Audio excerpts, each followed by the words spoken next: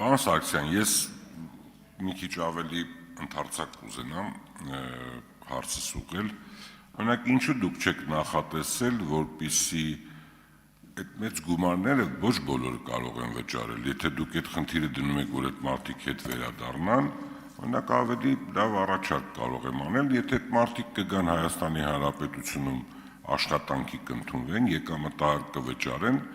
կգեներացնեն ինչ-որ մի բան իմ երկրում հավելյալ արժեք կստեղծեն։ Սա առաջինը նրանք, ովքեր որ խուսափել են բանակից, երկրորդը, գիտեք, որ 90-ականներին շատերը գնացել են կեղծ ձևակերպումներով, կեղծ փաստաթղթերով, տարբեր դիմումներ են գրել, որոնք որ չեն համապատասխանում իրականությանը իրենց անձի։ Դա նույնպես մեզ համար խնդիր է, որպեսզի այդ մարդիկ էլ գան Հայաստան, ինչ-որ մի բան գեներացնեն Հայաստանում, բնակվեն, որ Հայաստանում մեր քաղաքացիները շատանան։ Նկատում դուք ընկել եք գումարի հետևից, ոչ թե խնդրի լուծման, ինձ տենց տպավորություն է ինձ մոտ ստեղծում, խնդրում եմ այդ բացատրությունը տաք, դուք ոնց եք դա պատկերացնում, հետո շնորհակալություն։ Պարոն Սարգսյան, նախ գումարի հետևից չենք ընկել նախագծով, հետևյալն է ասվում, նրանք ովքեր չեն ծառայել, իրենց հասակակից տղաները ծառայել են, իրենք պետք է այդ բացը լրացնեն, առաջին ծառայությամբ, եթե ինչ-ինչ պատճառներով մինչև 27 տարին չեն կարողացել ծառայել, ուսման մեջ են եղել կամ առողջական խնդիր ունեցել կամ ընտանեկան պայմաններից ելնելով, թող գան եւ ծառայեն եւ իրենց բացը լրացնեն եւ հավասարվեն իրենց ընկերներին։ Եթե չեն կարող 2 տարի ժամկետով ծառայել, որովհետեւ արդեն ունեն ընտանիք կամ 1 երեխա կամ այլ անհամատեղելի հանգամանք, կարող են վճարել գումար եւ ծառայել կարճ ժամկետով։ Եթե ընդհանրապես չեն ցանկանում ծառայել, պետք է վճարեն մեծ գումար, 15 միլիոն դրամ, որը 4 տարվա պայմանագրային զինծառայողի աշխատավարձի չափով գումար է։ Այսինքն ինքը 2 անգամ ավելի մեծ գումար է վճարում, քան իր ծառայությամբ պետք է բերեր։ Եթե չունի 15 միլիոն դրամ, առաջարկում ենք այլ տարբերակ, կարող է վճարել ընդամենը 8 միլիոն,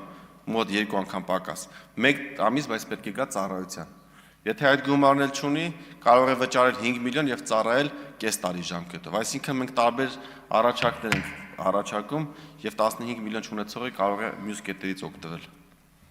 Ունեք արձագանք, համեցեք։ Նայեք, պարոն Սարգսյան, մենք 90-ականներից շատ բարդ պայմաններ ենք ունեցել, տարբեր պատճառներ են եղել, տարբեր ընտանիքներ են եղել, տարբեր գիտակցություն ա եղել մարդկանց մոտ։ Հիմա եթե մենք ուզում ենք ինչ-որ ձևով այդ խնդիրը կարգավորենք, էլի պետքա գումարի հետևից չընկնենք։ Մեր խնդիրը պետքա լինի, ոնց անենք նախ առաջինը, ամենավատ բանն է, երբ որ ցանկացած քաղաքացի խուսափում է բանակ ծառայելուց։ Բայց միևնույն ժամանակ մենք գիտենք ինչ ծանր ժամանակներ են եղել, ծնողներն են միգուցե տարի ավելի ցածր տարիքում են եղել։ Եկեք այդ խնդիրը ոչ թե դնենք զուտ գումարային, այլ դնենք թե ոնց անենք, որ մեր քաղաքացիները հետ գան ու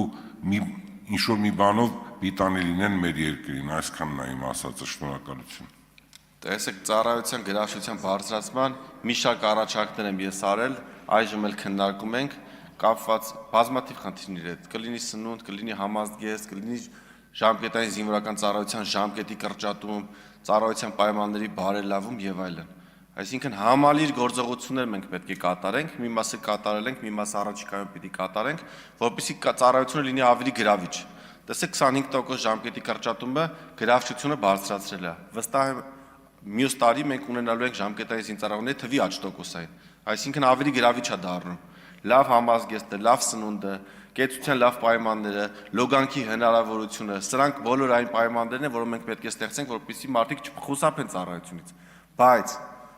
պետք է նայենք, որ ունենք նաև հարուստների զավակներ կամ ոչ հարուստների զավակներ քիչ տոկոսով, ովքեր արդեն խուսափել են,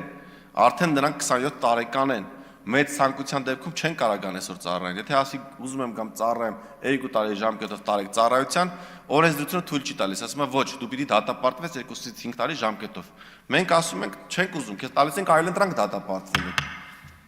Շնորհակալ եմ։